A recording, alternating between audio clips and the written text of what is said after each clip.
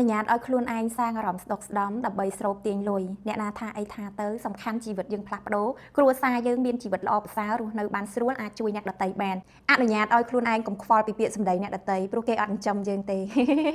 ពេលយើងមានបានក៏យើងអត់បានឲ្យគេមកមានជាមួយយើងដែរហើយពេលយើងលំបាកក៏គ្មានអ្នកណាមកផ្ដល់ថវិកាឧបត្ថម្ភឲ្យយើងទិញកដែរអញ្ចឹងអនុញ្ញាតឲ្យខ្លួនឯងរស់ជាខ្លួនឯងអនុញ្ញាតឲ្យខ្លួនឯងសាងអារម្មណ៍ស្ដុកស្ដំអនុញ្ញាតឲ្យខ្លួនឯងមានក្តីសុខមានភាពរីករាយនៅក្នុងការអនុវត្តច្បាប់នៃការស្រូបទាញដើម្បីផ្លាស់ប្ដូរជីវិតហើយក៏អនុញ្ញាតឲ្យខ្លួនឯងទិញសាប៊ូកក់សក់របស់អ្នកគ្រូ HD យកទៅប្រើប្រាស់ដើម្បីឲ្យសក់ដុសច្រើនសក់ដុសក្រាស់ជួយចិញ្ចឹមបំពន់សរសៃសក់ឲ្យដុសលូតលាស់បានល្អសក់ដុសវែងលឿនចាពិសេសហ្មងគឺជួយលាងសម្អាតស្បែកក្បាលនិងសរសៃសក់បានស្អាតល្អកក់ឲ្យអារម្មណ៍ស្រស់ស្រាយចាសប្បាយរីករាយក្នុងចិត្តស្រូបទាញរឿងល្អ